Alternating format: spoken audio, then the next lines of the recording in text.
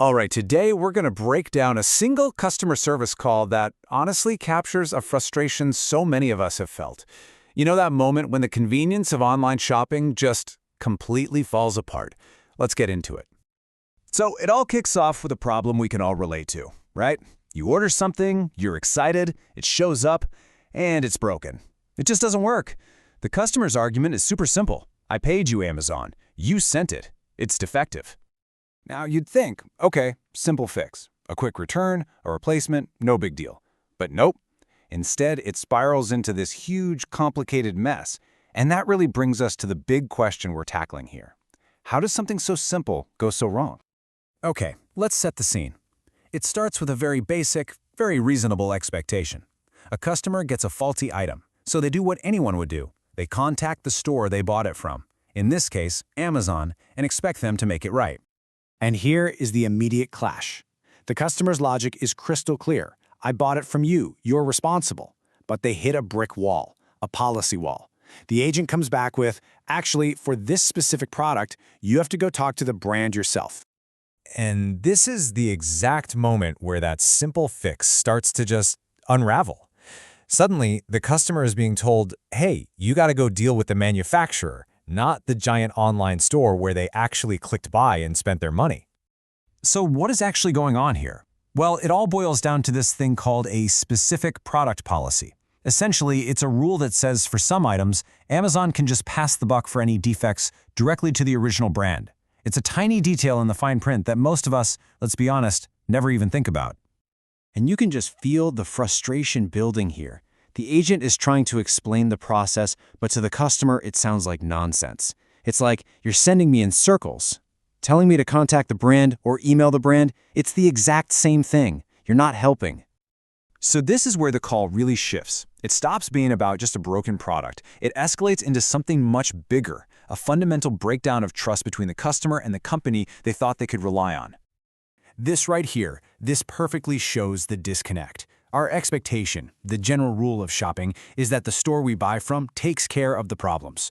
But the reality of these giant online marketplaces, it can be way more complicated. Suddenly, you, the customer, are forced to be the middleman. And boom, the customer gets right to the heart of it. This is the emotional climax of the whole call. They just lay it all out there. The whole reason we shop with you is trust. And now, it's gone. That's a powerful, powerful statement. But then, listen to this from the agent. And it kind of changes everything. They're not being difficult on purpose. They're literally trapped by the policy. They even say they could have fixed it in 5 minutes if they were allowed to. This totally reframes the fight. It's not customer versus agent. It's two people stuck on either side of a rigid, unhelpful policy. So if the agent can't help, what does the customer actually have to do to get their money back? Well, brace yourself. It's not a simple process. It's a potential 10-day ordeal.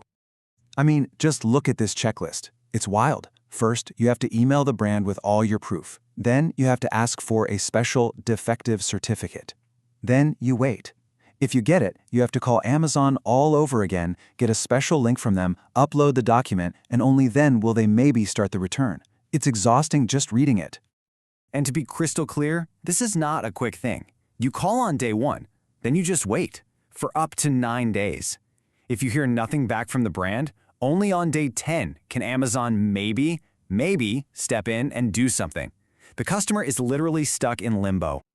So after hearing this whole complicated, frustrating process laid out, the customer makes a final call. And it's not just about this one purchase anymore. It's about their entire future with the company. And there it is, the final verdict. I will not buy from Amazon anymore. The hassle, the runaround, the feeling that nobody had their back, it was the last straw. And that line, the trust that is broken takes time to rebuild. Wow, that says it all. You know, this really gets to the ultimate lesson for this customer.